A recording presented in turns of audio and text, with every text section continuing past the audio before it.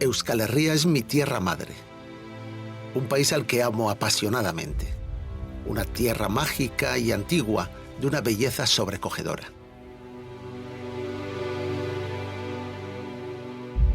Nos gusta pensar que nuestra historia como pueblo es un misterio único e indescifrable, una historia romántica envuelta en viejas creencias, sin nombres ni fechas precisas.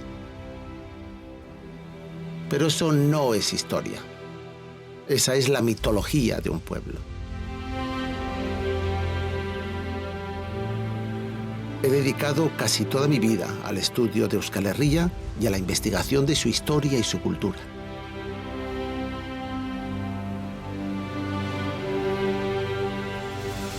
Hace 400 años en Euskal Herria se desató una terrible caza de brujas que provocó una enorme histeria social. Nos hicimos famosos como pueblo en toda Europa. Nos conocían como el país de las brujas. Pero ¿quiénes fueron realmente nuestras brujas? ¿Por qué fueron condenadas y reprimidas? ¿Existieron alguna vez los aquelarres? Descubriremos que la opinión popular sobre la brujería difiere mucho de la que tienen los expertos que han estudiado el tiempo de las brujas vascas. Tanto el origen de las persecuciones como las razones que llevaron a suspender definitivamente la caza de brujas tienen una nueva explicación que queremos mostrarles. Quiero invitarles a un viaje en el que descubramos juntos una nueva historia de los vascos más allá de los mitos históricos y de las leyendas. Quiero contarles una historia de Baskonia.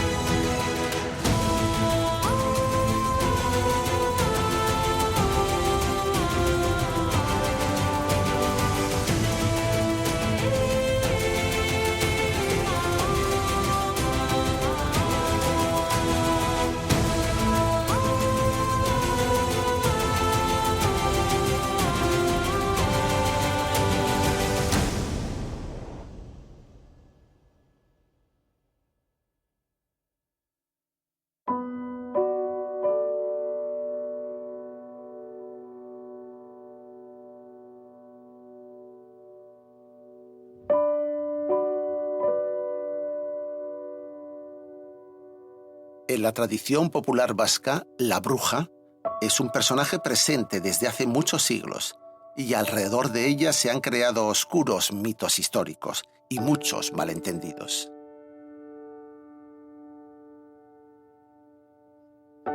Probablemente existía en las tierras de Baskonia, desde épocas muy antiguas, algún tipo de creencia en las brujas. Y esa creencia es casi seguro que era muy negativa.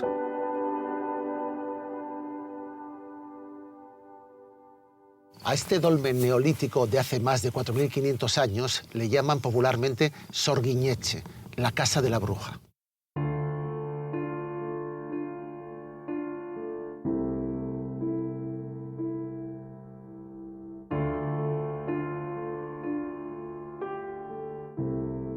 Para nuestros antepasados, igual que para casi todos los pueblos de la antigüedad, las brujas eran seres odiosos que inspiraban el rechazo unánime, sea por miedo o por repugnancia. Eran difíciles de identificar personalmente, pero se las conocía por sus acciones dañinas. Campos arruinados, animales enfermos, niños fallecidos prematuramente, accidentes domésticos, un sinfín de desgracias que, si sucedían por causas desconocidas, se atribuían a las brujas y a la brujería.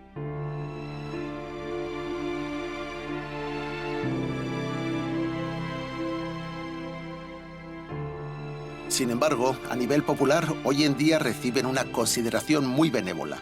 Las brujas del pasado gozan de muy buena fama. Algunos interpretan que fueron mujeres libres, reprimidas por una sociedad machista. O bien que las brujas eran sabias ancianas herbolarias que conocían los secretos de la medicina natural. Para otros, los aquelarres, las reuniones de brujos, eran auténticos actos libertarios de emancipación sexual, dirigidos contra la moral tradicional. Pero todo esto son visiones recientes y anacrónicas del pasado, que no toman en consideración cómo eran percibidas las brujas en su propio tiempo.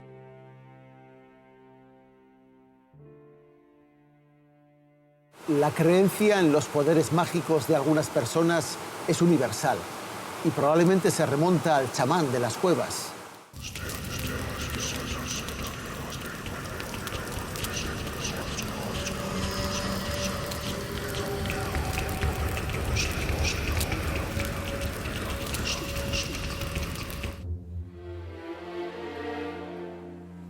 Pero la proliferación de las brujas en la fantasía de Europa occidental, el terror a sus poderes dañinos y la persecución a la que las sometieron para defenderse de ellas son fenómenos bastante recientes.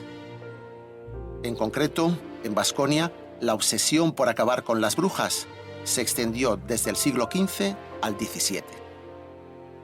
Durante ese tiempo se difundió un arquetipo de bruja y un modelo de brujería vasca con características bien definidas y conocidas por toda la población.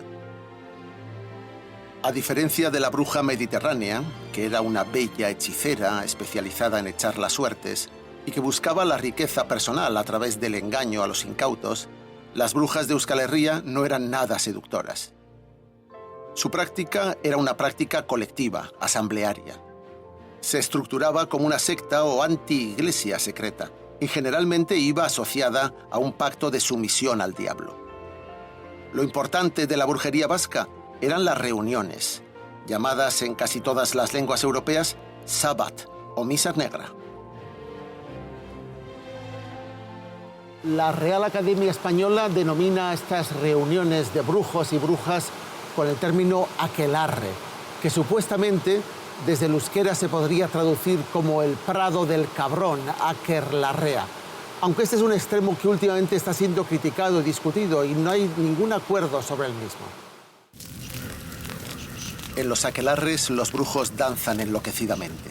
Practican el sexo sin ninguna limitación moral, la zoofilia, el infanticidio y sobre todo la blasfemia y la herejía anticristiana. En los aquelarres se consuma el pacto y entrega sexual al diablo. Del diablo en forma de macho cabrío, los brujos obtienen poderes que habitualmente no usan en su beneficio personal, sino para reclutar nuevos adeptos y causar el mal a sus vecinos, actuando como agentes del demonio. La creencia en estas fantasías es la que provocó las terribles persecuciones que se desataron contra las brujas vascas.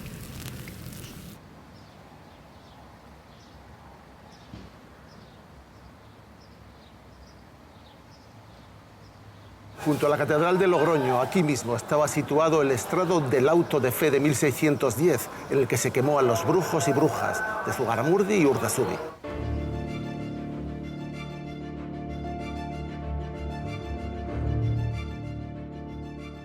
La ejecución, presenciada por más de 30.000 personas, fue un hecho terrorífico, pero se orquestó con una escenografía extraordinaria.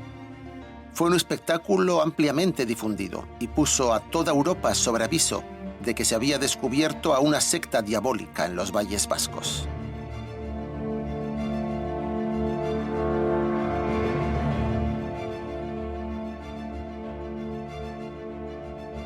Un auto de fe era una gran ceremonia organizada por el Tribunal de la Inquisición para castigar públicamente a los culpables de brujería, herejía u otros crímenes contra la moral cristiana, y que el castigo sirviera de lección a toda la población.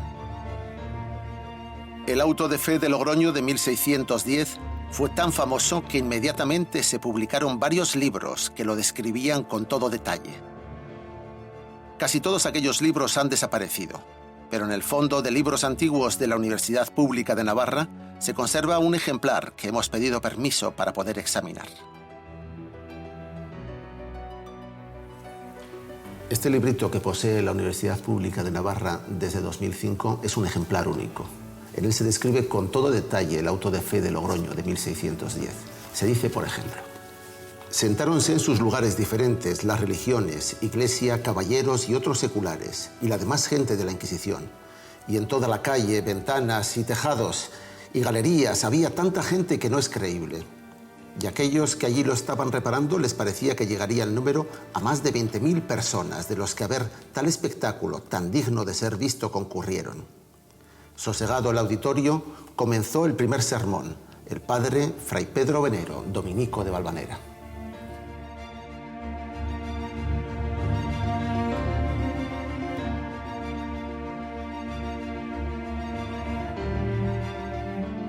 Aquel proceso inquisitorial fue un episodio con 2.000 acusados y cerca de 5.000 sospechosos. Y en este libro se narra el desenlace de la primera fase de la instrucción, en la que 53 personas fueron acusadas de brujería. 40 procedían de la zona de Zugarramurdi y 11 de ellas fueron condenadas a morir en la hoguera. Lo que se cuenta aquí es terrorífico. Pero lo más terrible es que sabemos que aquel no fue un episodio aislado, sino el final de una cadena de acontecimientos brutales en los que se había intentado extirpar a los brujos y brujas de Baskonia.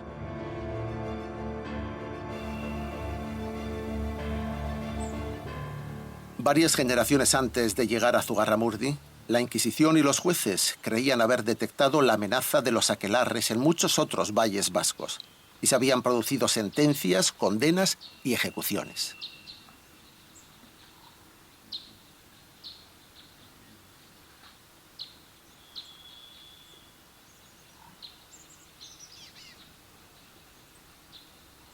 En Euskal Herria, la persecución y caza de brujas empezó hacia 1440 y terminó definitivamente hacia 1620. Fue breve, pero muy intensa.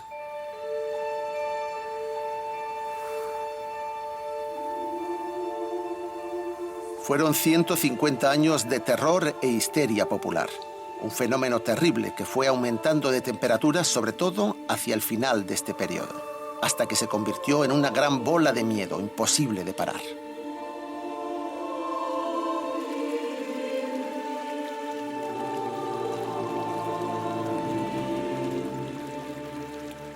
No sabemos cómo nació, porque curiosamente el viejo nombre vasco para las brujas, sorgin, está construido a partir del latín sors, equivalente a suerte o destino. Esto nos hace sospechar que antes de creer en los aquelarres diabólicos, los vascos tenían una imagen tradicional de la bruja más inofensiva, más próxima a las adivinadoras o echadoras de suerte.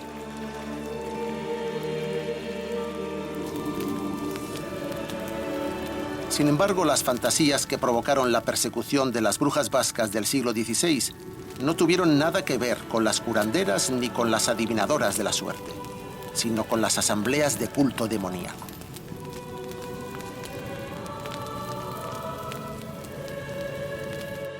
Un caso clásico de caza de brujas en Vizcaya es el que protagonizó Catalintxe de Gezala.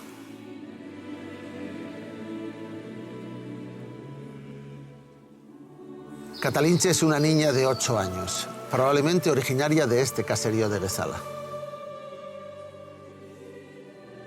Está situado en el recóndito valle de Ceberio, por el que corre el único arroyo salado y sulfuroso de Vizcaya. Este arroyo da a toda la zona un olor característico a azufre y a huevos podridos.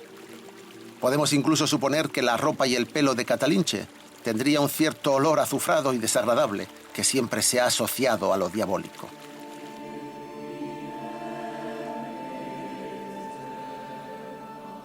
Y encima, junto a la puerta de su caserío, encontramos esta extraña máscara de hace 500 años. Y no me negarán que no es un rostro inquietante. Es una talla completamente inhabitual en los caseríos de Euskal Herria. Un rostro negro y deforme que tiene más de calavera mortuoria que de ser humano.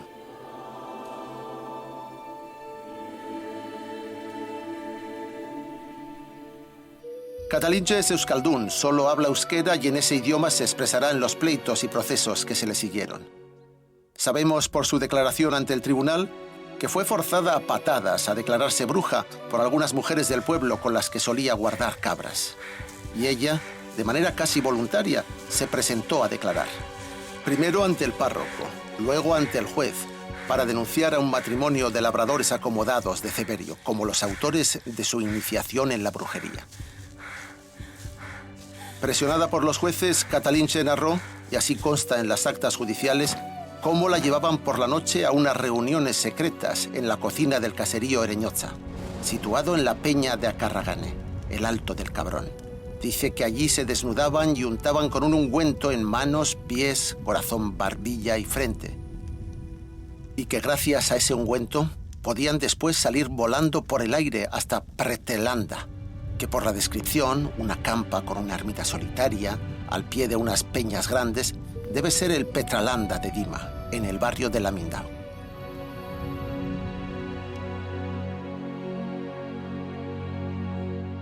Aquí mismo se celebraban las juntas de brujas presididas por Bezebul.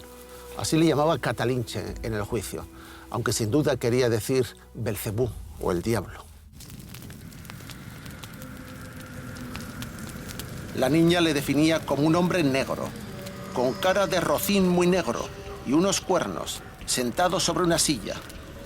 Decía que empezaban bailando y danzando, pero después de beber todos de una taza llena con la orina amarga del diablo, iniciaban los intercambios sexuales, unos con otras, y a menudo contra natura, y terminaban renegando de la fe católica.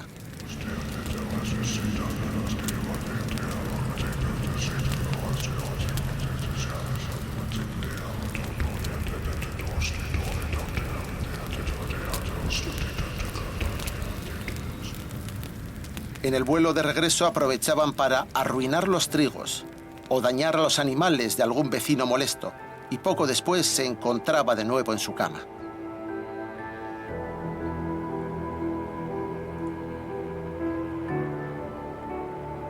Forzada a denunciar a sus cómplices, Catalinche provocó una redada masiva. Arrestaron a 24 personas en el valle. De ellas, 20 eran mujeres, incluyendo a su propia tía carnal y algunas de sus mejores amigas.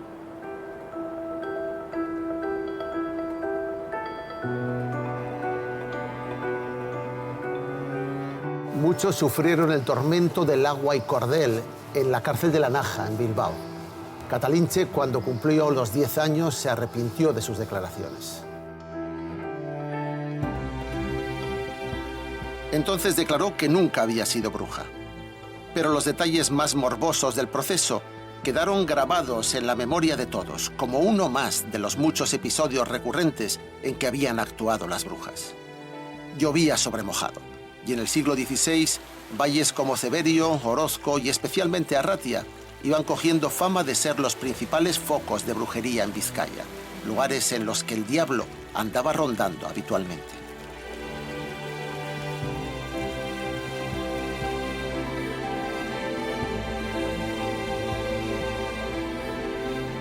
Y cada vez que había una disputa entre vecinos, surgían acusaciones de tratos con el demonio. Lo que sospechan los expertos es que la sociedad vasca, como muchas de las de su tiempo, vivía un momento de crisis y transición. Era un momento de profundos cambios sociales y políticos al acabar la Edad Media, y esto generaba tensiones internas en las comunidades tradicionales. Y creen estos expertos que a veces estas tensiones estallaban en forma de acusaciones de brujería o de influencias demoníacas para reprimir algún acto de rebeldía. Estamos con Mikel Zabala, historiador que ha trabajado los procesos de brujería del occidente, Euskal Herria, fundamentalmente de los siglos XVI y XVII. Y queremos pedirle a él que nos haga una primera caracterización, un primer retrato de cómo son las brujas vascas, cómo eran. Son personas mayoritariamente mujeres, normalmente de edad avanzada, personas que no se amoldan del todo a los rasgos dominantes del grupo en el que viven. ¿Viene de familia? ¿Se hereda el talento para la brujería? ¿O hay que aprenderlo, hay que ser iniciada y una estudia para ser bruja? Hombre, estudiar exactamente no es el término, pero sí que es verdad que la bruja adquiere una serie de conocimientos que en muchas ocasiones le son transmitidos por otra persona de su familia. Estas brujas no eran en ningún caso admiradas, queridas, respetadas, incluso ¿Eran siempre despreciadas, marginadas, temidas? Había personas en la comunidad que acudían a la bruja para hacer uso de sus servicios, bien para ahojar o echar mal de ojo a alguien, o para, pues, en última instancia, pues, envenenar a un animal, o incluso, llegado el caso, a una persona. Y entonces, a ver, la comunidad era también cómplice de que la bruja hiciera su trabajo. Pero no, una visión bondadosa de la bruja, pues no, probablemente la comunidad de la época no la tenía. ¿Solo provocan daños o también pueden provocar beneficios? ¿Amor?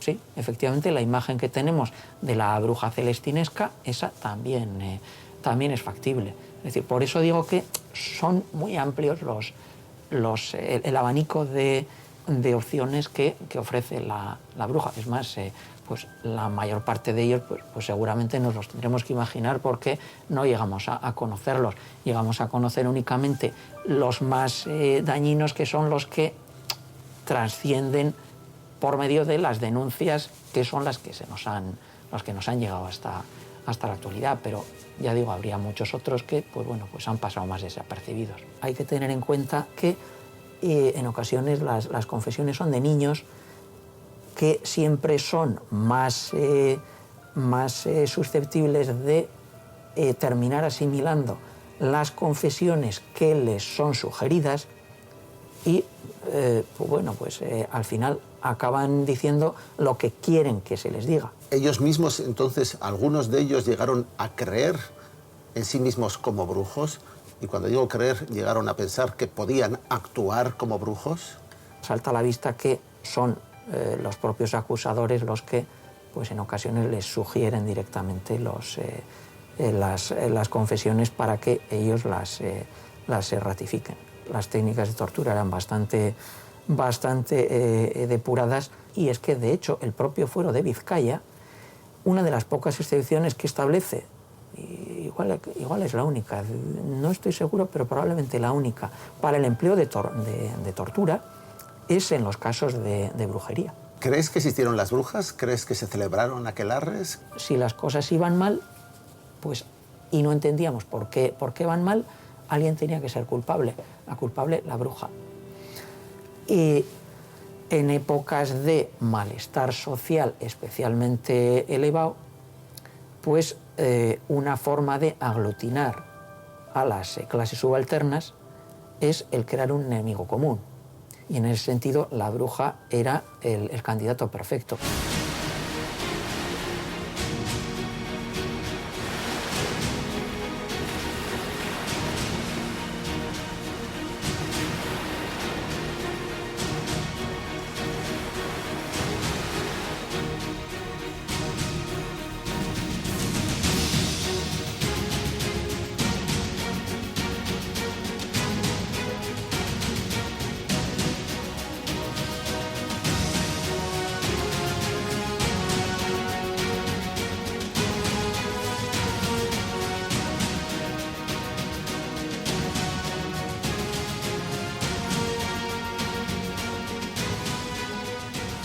El castillo de Urtubia era desde la Edad Media la sede de una de las más importantes familias de banderizos labortanos.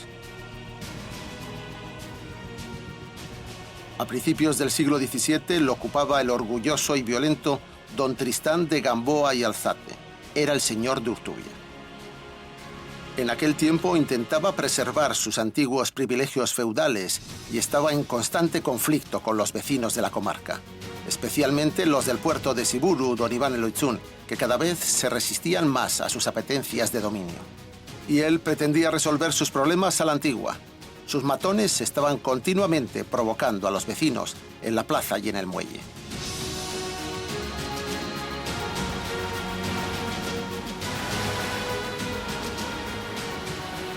A menor escala, su vecino Juan de Amou, el señor del castillo de Sempere, también se estaba dando cuenta de que ya no podía controlar a sus campesinos de la misma manera que lo hacían sus padres y sus abuelos. Los viejos siervos no le obedecían ni le respetaban, así que se unió a don Tristán en una maniobra retorcida. Apresaron a algunas viejas de la zona y después de presionarlas, las obligaron a confeccionar una lista de imputaciones contra algunos de sus vecinos, a los que acusaron de ser brujos. La lista fue remitida al Parlamento de Burdeos. Iba acompañada de una solicitud de ayuda, porque, según alegaban, la situación de rebeldía y descaro de este pueblo de brujos se estaba volviendo incontrolable. En el verano de 1609, desde Burdeos se envió una misión dirigida por dos profesionales muy preparados, el juez Espagnet y el abogado Pierre de Rostegui, señor de Lancre.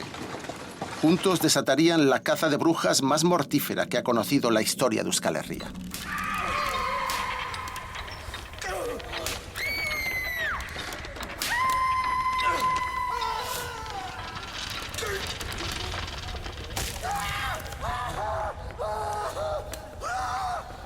Estos hombres, con una excelente formación clásica, resultaron ser unos crédulos a las habladurías y rumores populares.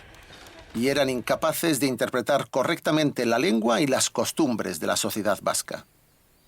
Probablemente acabaron dejándose llevar por sus propias obsesiones puritanas y dejándose manipular por los astutos poderosos locales. En menos de 4 meses que duró su misión, cientos de personas fueron interrogadas, apresadas y torturadas. Aproximadamente 60 personas fueron ejecutadas en solo 4 meses. En su memoria se ha levantado este monumento.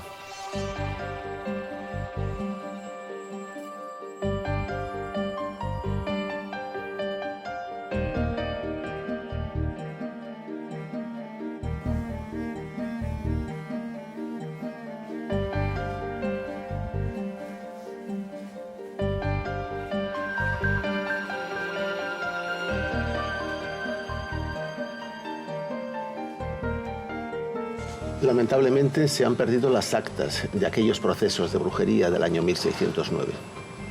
Pero un par de años más tarde, el infatigable juez, el mayor perseguidor de brujas de Francia, publicó un libro. Tratado de la inconstancia de los malos ángeles o demonios. Este era su título.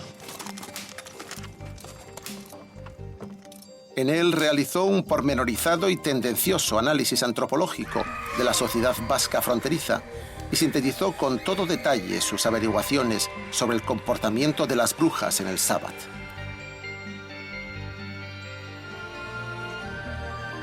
Para ilustrar el libro se encargó este grabado al artista Jan Siarko, quien recogió todos los monstruosos comportamientos de la secta de brujos. Y este grabado tuvo una extraordinaria importancia en la difusión de la brujería y la brujomanía. Porque una cosa es escribir sobre las brujas y la brujería, pero la mayor parte de la gente en aquel tiempo era completamente analfabeta.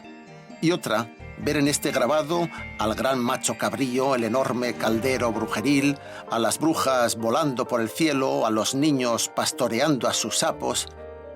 Estas imágenes daban pavor.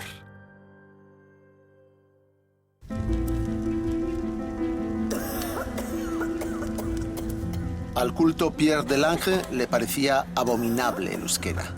La consideraba una lengua del diablo. Y lo que descubrió a través de sus interrogatorios lo atribuyó a una variante costera de la brujería. Algo muy interesante, porque hasta ahora habíamos conocido estos sucesos casi siempre tierra adentro. De Lange era un auténtico obseso sexual y no soportaba el desparpajo con el que los jóvenes se bañaban en camisa en las playas labortanas, ni ver a los niños desnudos que pescaban monedas de los viajeros tirándose desde el puente de Siburu. Sin embargo, se sorprendía al sentirse atraído por las jóvenes aldeanas que bajaban a la iglesia o al mercado desde los caseríos. Y había una gran abundancia de mujeres embrujadoras que le turbaban y a las que quería interrogar personalmente.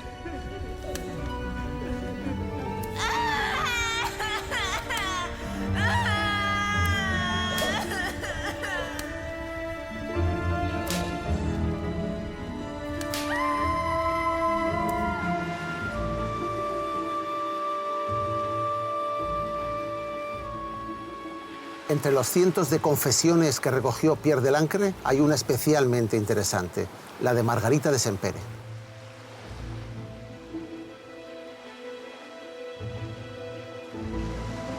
le desveló que el lugar donde se juntaban los brujos y brujas para hacer sus aquelarres más multitudinarios era la invisible bahía de Loya, en Hendaya. Margarita aseguraba que en esta playa los brujos eran tan numerosos como las estrellas en el cielo.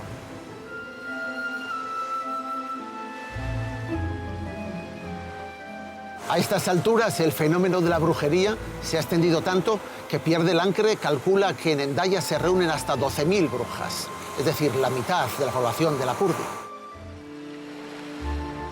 Es interesante señalar cómo crecen las cifras de supuestos brujos y brujas en Euskal Herria. La pequeña Catalinche, en Ceberio, había dicho que en su pueblo habría a lo más entre 20 y 40 brujos. Ahora se había extendido tanto el fenómeno que se podía calcular que en Hendaya se reunían hasta 12.000 brujos, es decir, casi la mitad de la población de todo Lapurdi. La descripción del sábado de las brujas vascas que obtuvo Pierre de Lange tras interrogar a sus prisioneros tenía ya casi todos los elementos clásicos de la brujería europea occidental. La presentación del diablo como macho cabrío, el transporte mágico al lugar de las asambleas nocturnas, la sumisión al demonio, la preparación de pócimas en un caldero, la ayuda de los sapos, la ingesta de bebés y de vísceras de cadáveres extraídas de los cementerios, la música popular y los bailes lúbricos, que según razonaba de Lange, habían aprendido por la proximidad con España, la profanación de símbolos sagrados y, sobre todo, brutales intercambios sexuales con el demonio y con todos los demás miembros de la comunidad.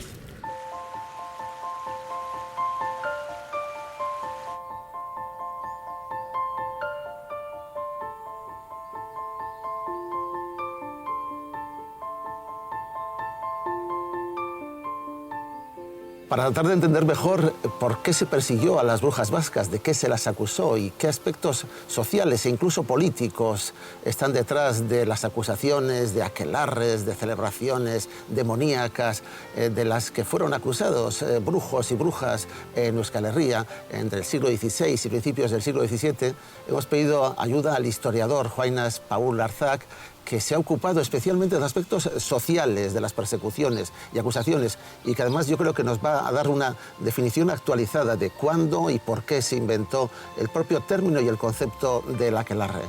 Juainas, ¿quiénes son las brujas vascas? ¿A quiénes se denomina en algún momento de la historia bruja o brujo en Euskal Herria? Bueno, hoy habría que diferenciar entre brujería tradicional, la que se conoce desde siempre, y la que se puede llamar, vamos a ver, Karl Baruch empleaba brujería colectiva. Colectiva. Henningsen, brujomanía. Es ese momento en el que de brujas sueltas, individuales en distintos sitios, se enciende la persecución de la bruja hereje endemoniada. Esta es una bruja que surge ¿en qué momento histórico? En Europa hay, bueno, por una parte se están creando los estados, hay guerras de religión, campesinos que se sublevan, guerras de campesinos. Entonces, todo esto, estados que se van configurando y por tanto tienen que pelear y conquistar el terreno del Dalau, las fronteras son fundamentales. Entonces, eso mismo tiene un reflejo aquí, solo que en algunos aspectos todavía más bestia.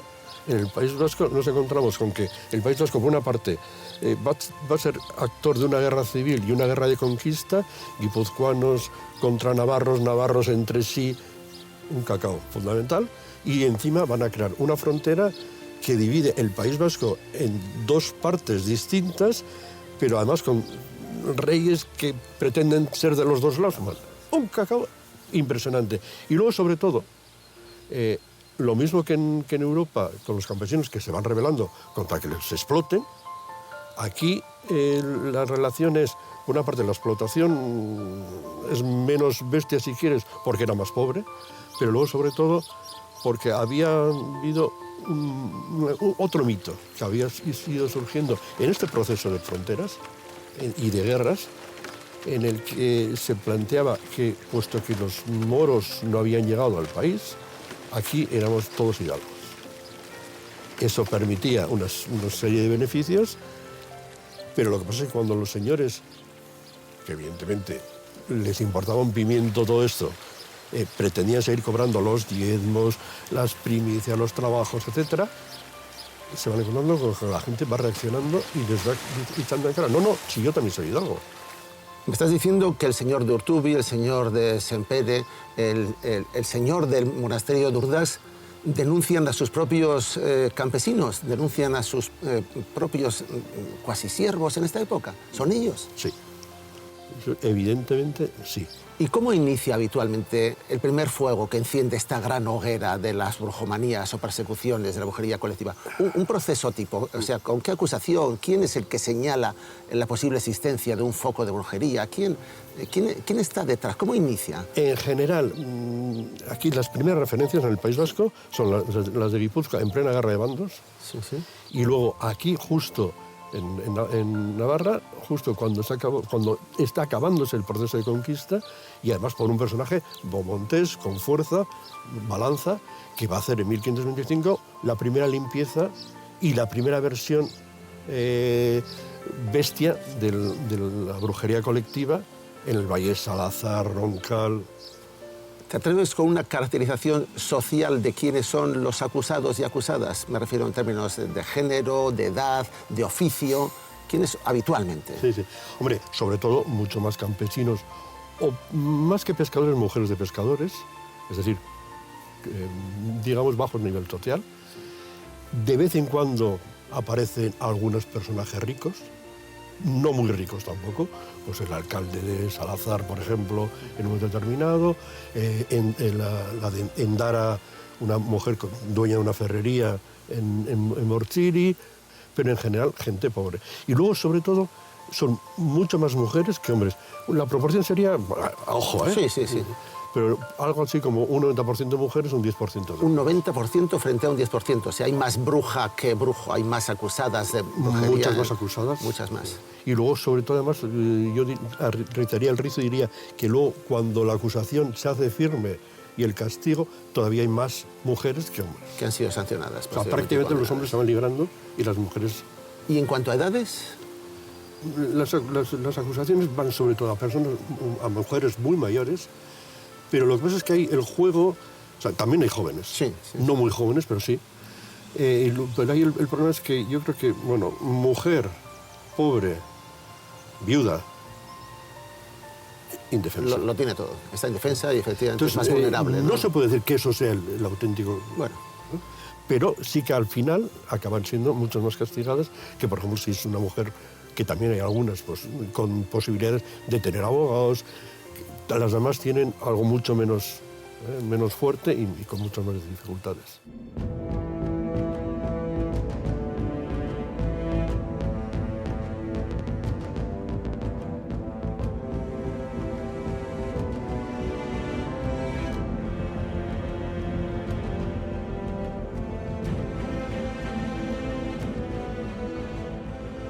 La creencia en las brujas demoníacas fue una red que se fue tejiendo con hilos oscuros. A principios del siglo XVII, esa creencia estaba ya perfectamente asentada en todas las tierras de Baskonia y comenzaba a convertirse en una manifestación histérica colectiva, perseguida por las autoridades. Empezaba a arraigar en las fantasías de los sectores más impresionables de la población, los habitantes de las zonas rurales y, con mayor incidencia aún, los niños. Las brujas se habían convertido en un problema real. Sin embargo, aún faltaba un episodio trascendental en la historia de la brujería vasca, algo que atizó el fuego hasta un extremo insoportable. ¿Qué ocurrió para que llegara hasta el paroxismo la brujomanía vasca? ¿Cuál fue la gota final que hizo estallar el caldero de la brujería vasca?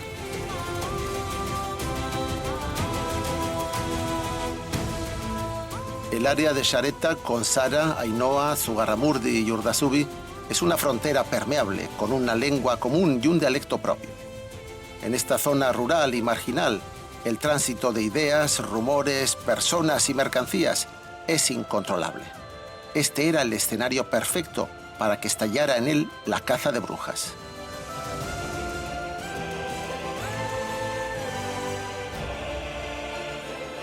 Desde la Edad Media, los habitantes de Zugarramurdi, labradores y pastores, estaban sometidos a la férrea autoridad señorial de la abadía de San Salvador de Urdax.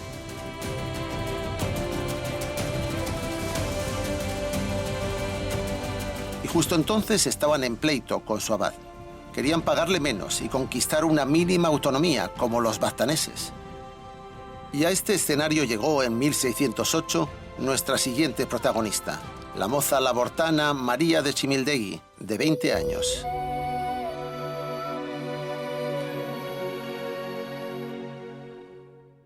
Había vivido ya en Zugarramurdi de pequeña y venía de Siburu, donde había asistido a los inicios de la persecución de las brujas. María asombró a sus amigas diciendo que mientras vivía en Lapurdi, asistió un par de veces a un aquelarre celebrado en Zugarramurdi y que recordaba los nombres y las caras de muchos de los asistentes.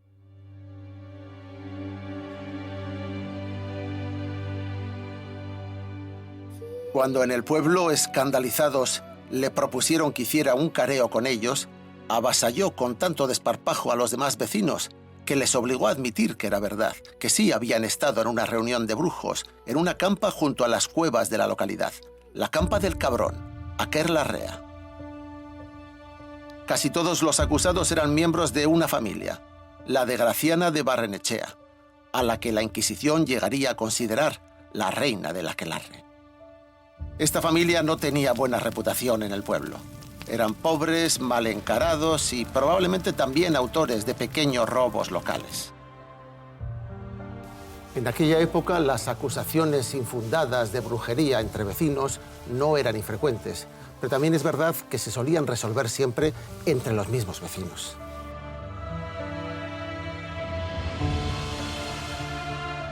El párroco de Zugarramurdi, Fray Felipe de Zabaleta, les hizo venir a esta iglesia y propuso la solución tradicional vasca a este tipo de cosas. Debían confesar su pecado en público, en este caso ante 50 vecinos, y luego él les reconciliaba.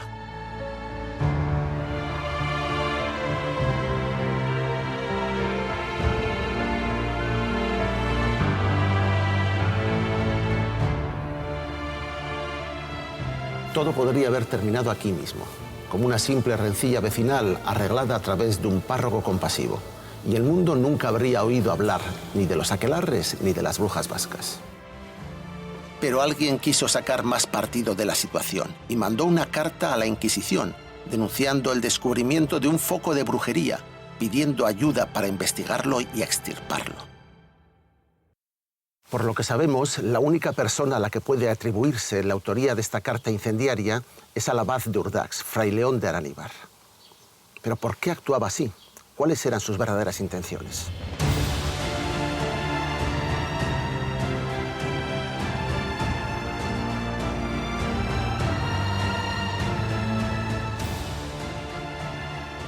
El Tribunal de la Inquisición de Logroño, bajo cuya jurisdicción estaban Nafarroa, Guipúzcoa y Araba, mandó aquí para que se ocuparan del asunto a un secretario y a un investigador. Su misión era atender a la petición de ayuda y no les costó mucho identificar a quienes habían confesado en la iglesia. La Inquisición española era en aquel momento la guardiana de la pureza religiosa y, por tanto, la encargada de solucionar los problemas de herejía y de disidencia ideológica. Sus dos enviados detuvieron a 4 mujeres de la familia de Graciana para interrogarlas mejor. El abad de Urdax se ofreció personalmente para traducir todo lo que dijeran en euskera en las declaraciones. El euskera era la única lengua que conocían todos los acusados. En este caso, el papel del traductor fue determinante. Asistidas por Fray León de Araníbar, las 4 mujeres lo confirmaron todo, porque les dijeron que esta era la manera más rápida para evitarse torturas y obtener una sentencia leve. Es probable que apenas se enterasen de las preguntas que les hacían y que el traductor adornara mucho sus supuestas confesiones. No era algo inhabitual. Las mujeres fueron trasladadas a Logroño y aquí quedaron detenidas.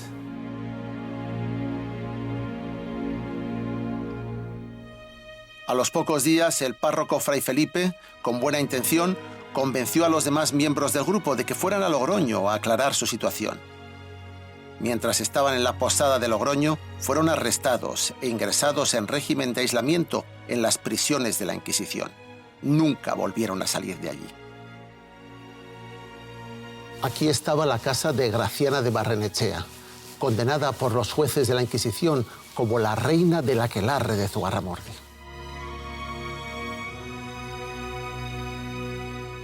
Con ella vivían sus 2 hijas y su consuegro, el pastor sesentón de barba blanca, Miguel de Goiburu, a quien luego la Inquisición le caracterizará como el rey del aquelarre. Era un hombre que tenía una imaginación desbordante y en cuanto le presionaban contaba las historias más delirantes.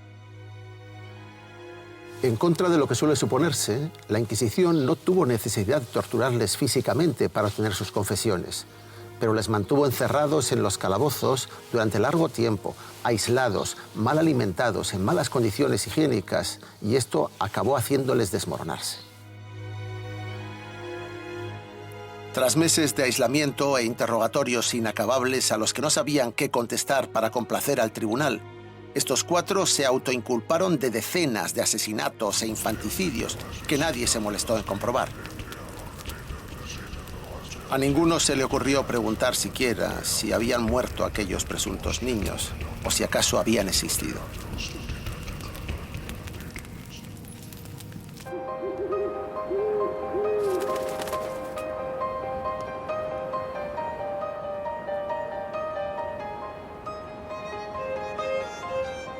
Las confesiones obtenidas en la cárcel de la Inquisición de Logroño confirmaron todo lo que ya se sabía de Lapurdi. Los mismos actos, los mismos comportamientos, todo era idéntico, todo era no parecido, era copiado.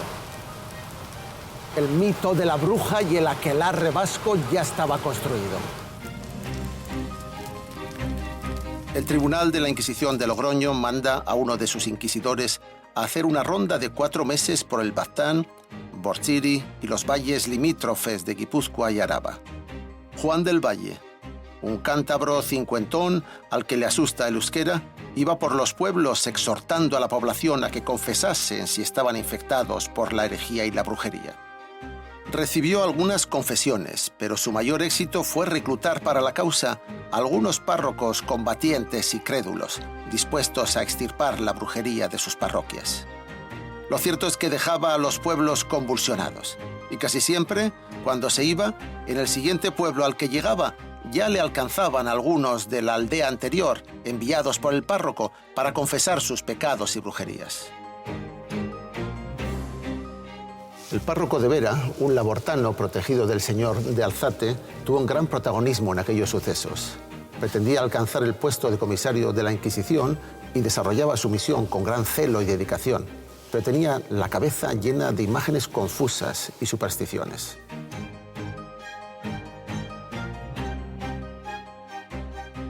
Y explicaba en sus predicaciones dominicales todos los detalles morbosos del aquelarre labortano a las gentes de Bortziri. Le escuchaban sobre todo los niños pequeños y los padres de familia. Estos mismos niños empezaron a tener pesadillas oníricas. Se despertaban angustiados, diciendo que aquella noche las brujas les habían llevado al aquelarre. En realidad repetían lo que habían oído al párroco. Pero empezaba a crearse una gran psicosis y los padres llevaban a sus hijos a la iglesia para que durmieran allí protegidos de las brujas. El párroco encerraba a decenas de niños en la casa cural. Les bendecía cada noche, intentaba que no se durmiesen, les hacía rezar continuamente hasta el agotamiento. A algunos les presionaban un poco más, atándoles y azotándoles. Sin embargo, ya empezaba a haber también escépticos tempranos, como el párroco de Chalar, que se negaba a llenar la casa cural de niños sugestionados y aterrorizados. Mientras tanto, en las cárceles de la Inquisición de Logroño mueren 13 de los acusados de agotamiento y enfermedad.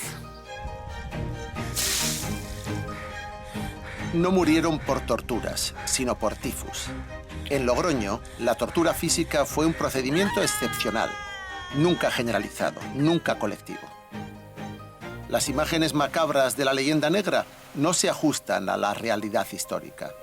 Hubo muy poca tortura física en la cárcel de la Inquisición. Sí, sin embargo, tortura psicológica. Y lo que tenemos instalado en nuestro imaginario colectivo es casi siempre falso. Hoy sabemos que quienes confesaron lo hicieron más por miedo y sugestión que por dolor. El inquisidor del Valle Alvarado se trajo una larga lista de acusados de su misión por las montañas de Guipúzcoa y de Navarra. Pero eran tantos nombres y lugares que el Tribunal de Logroño escribió a la Suprema de Toledo, reconociendo que no daba abasto con todo el papeleo y organizó con rapidez un auto de fe para el primer fin de semana de noviembre de 1610.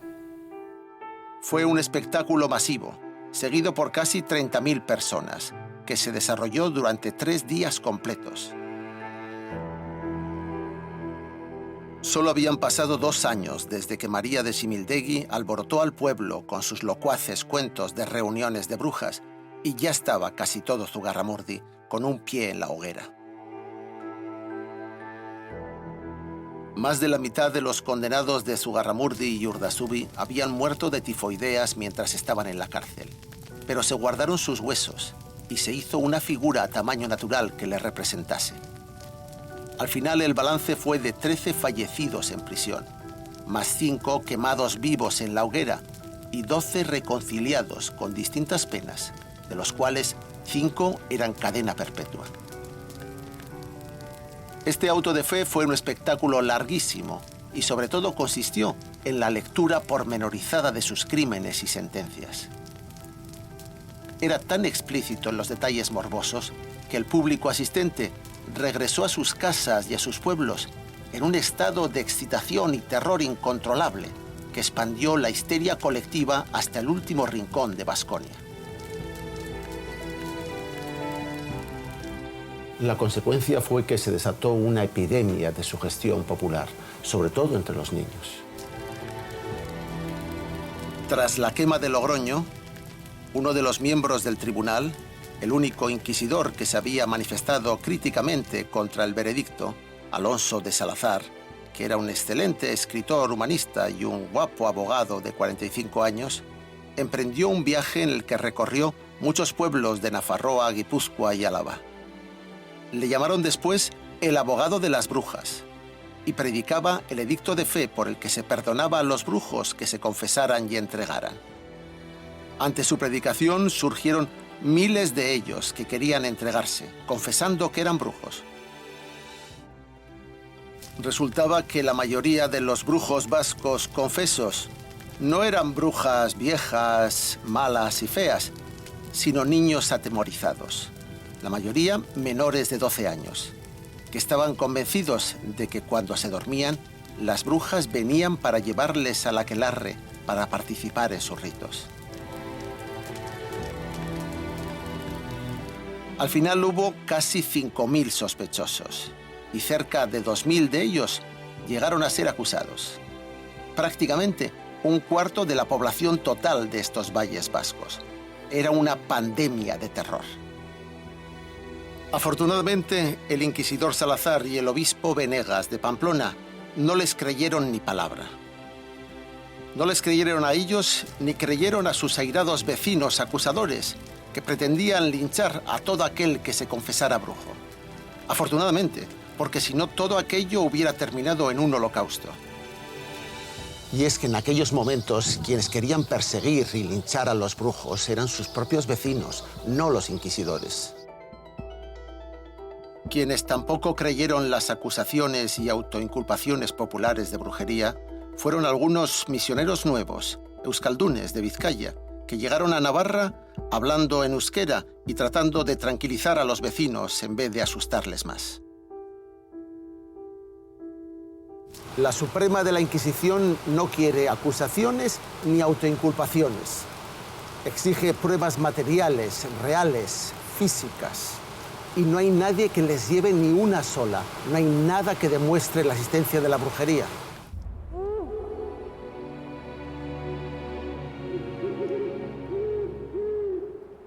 Cuando el inquisidor Salazar inició su misión por Navarra y Guipúzcoa, ya debía de estar bastante convencido de que las brujas no existían. Y por el camino se fue enfrentando con decenas de párrocos y autoridades locales, y con vecinos airados que querían linchar a las propias brujas de su pueblo. Salazar se encontró con que ya no hacía falta ni la Inquisición para que se quemara a las brujas. Los intereses particulares, las envidias y rencillas privadas y sobre todo la histeria colectiva la habían convertido en innecesaria. Y contra todo lo que siempre hemos creído, fue la propia Inquisición quien sofocó la caza de brujas. Porque a las autoridades locales todo se les había ido ya de las manos y era necesario controlar el terror que se había generado.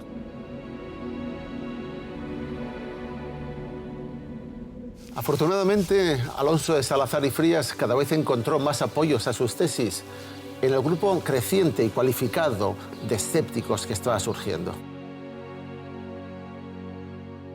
Entre ellos, la Corte Suprema del Santo Oficio de la Inquisición, que no quería ya más denuncias de niños que nombraban a cómplices imaginarios.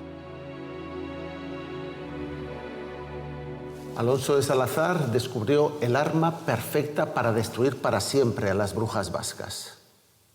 Ignorarlas por completo, pasar de ellas.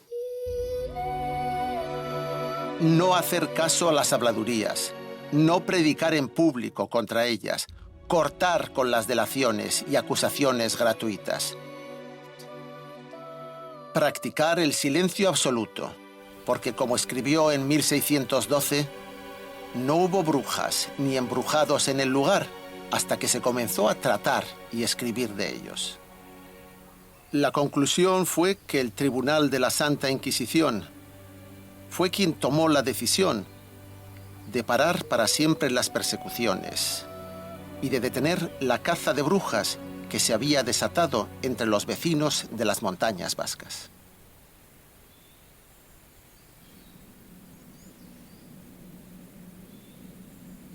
La Inquisición asumió la propuesta de Salazar, desmontó todos los procesos que se encontraban en marcha y se enfrentó a las autoridades locales que pedían sangre de bruja. La Inquisición española nunca más volvió a condenar a muerte a ninguna bruja y fue el primer tribunal europeo en imponer este criterio.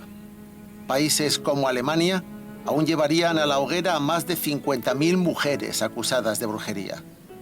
La última mujer ejecutada por bruja fue la suiza Anna Güldi, decapitada en 1782, en pleno siglo de las luces.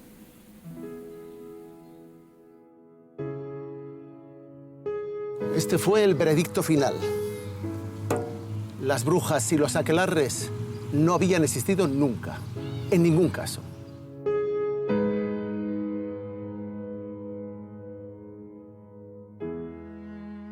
La reconciliación definitiva con las víctimas de Zugarramurdi ha llegado ahora, con la celebración del 4º centenario de las ejecuciones, cuando se plantaron estos olmos junto al Ebro, en Logroño, uno por cada uno de los brujos y brujas vascas injustamente ejecutados.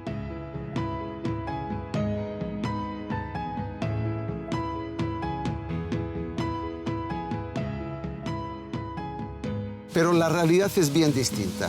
Resulta que al hablar de las brujas, creamos a las brujas. Esa es la paradoja.